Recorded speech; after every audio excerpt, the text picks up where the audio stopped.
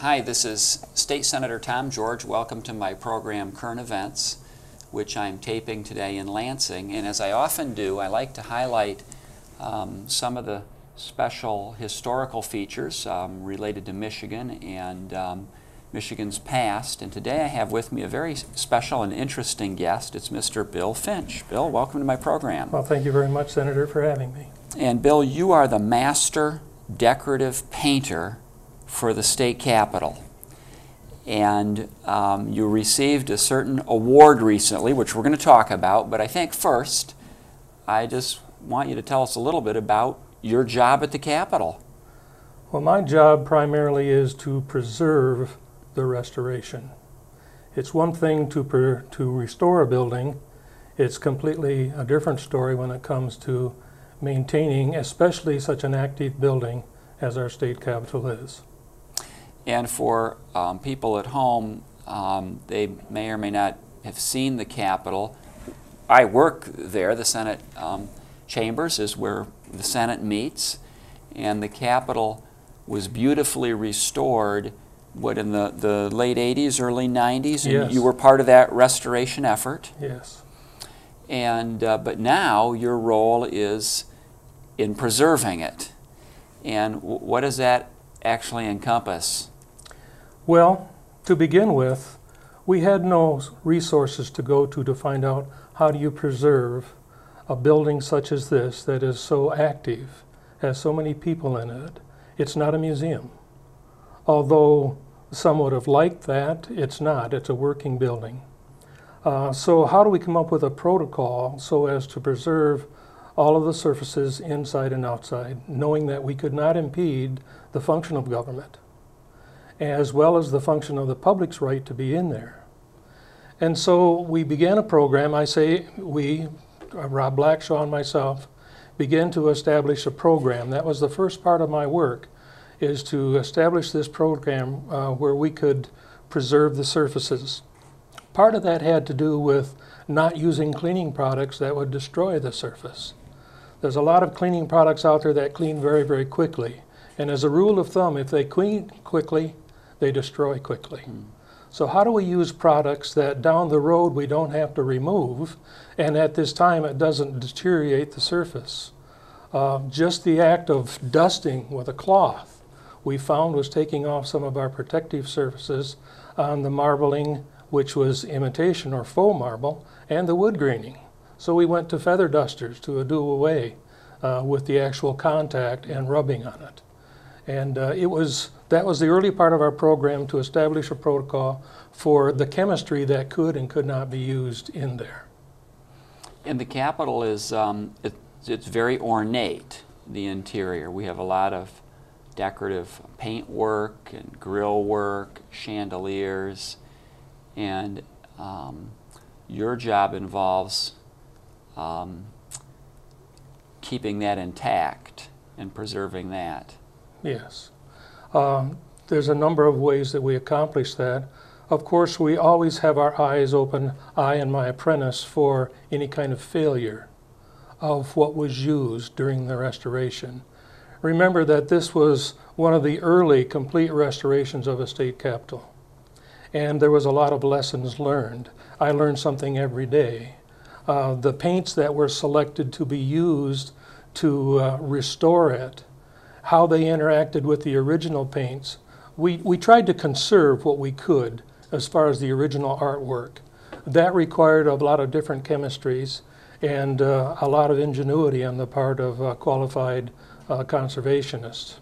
And so with that information and the more information we gathered along the way, we were able to determine just how to repair a surface, not make it noticeable.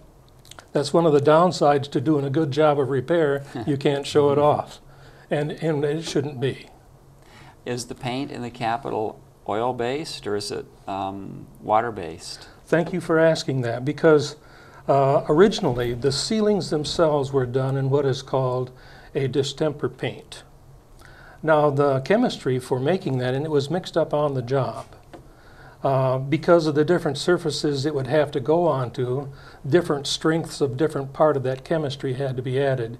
It was basically calcium carbonate, which is chalk, animal glue, a colorant, which is a dry colorant, and then water. Those were mixed together to make whatever color you wanted to have. Now, because of the animal glue, oftentimes it had to be worked kept warm, because the collagen in the animal glue would want it to congeal and start to set up. If they were doing large surfaces, for example, the background or the field that we call it, they would sometimes put molasses in the paint so as to retard the drying, so that it didn't leave an irregular surface where they had to go back and strike it again with their brushes. So that was on the ceiling. The upside to that was the fact that those colors were very color fast. Had it not been for the soot and other things that ascended and had made contact and stuck on it over the years, it still, and once we cleaned it, it still proved to be a very good surface and a paint choice. The walls were originally all done in oils because there was going to be more contact and we're going to have to be cleaned more often and things like that. So the walls and the ceiling were different paint. Yes, and that of course created for us a situation when it came time to restore them. Because the distempered paint and its character, we could not put new paint against it. If we put, even if it was we mixed up the same kind of distempered paint, it would discolor wherever we touched around the perimeter. So we had to overspray all of those ceilings once they were cleaned with a product that was called B72. It's an acryloid, which gave us then a barrier against the original paint, and we can then make our repairs on top of that. Of course, where we replaced all of the plaster was no problem. We just used all oil on those ceilings. But as I said earlier, we wanted to save as much as the original artwork as we could. And where we had to do that, and there were losses of plaster and color, we would then make the repairs after we sprayed that with an acrylic then, which is acrylic but has a water as a vehicle. Then we would use that for making those repairs. In my opinion, probably one of the most skill requiring parts of the restoration was setting at a ceiling that is 120 years old and knowing that every inch you move on that ceiling, age has discolored it a different way, and yet we need to make repairs and then not see those repairs show. It's a real tribute to Nancy Garrison and Janine Rowe, who was from South Africa, who worked on those ceilings and painstakingly, hour after hour, day after day, month after month, sat there on a scaffold, matching the colors, drawing it to be sure it was the right color, and then fixing it. Bill, how does one get to be a master decorative painter? Well, the term master decorative painter comes out of Europe. And the master in any trade was the one who stayed back at the school and sent the journeyman on a journey to go do a job. And so I'm really a journeyman painter, but because I give direction to someone else, I guess that's how I acquired the word a master on top of that. But where did you get your training? Well, I have never stopped learning, and my father taught me to learn from every person that I was around.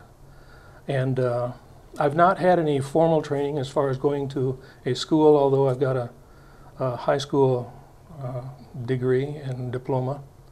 But because of my father's philosophy and his father's philosophy, I've watched and I've been inquiring all the time and reading. I've been able to read, have access to things like that, before I even came in contact with the project here at the Capitol.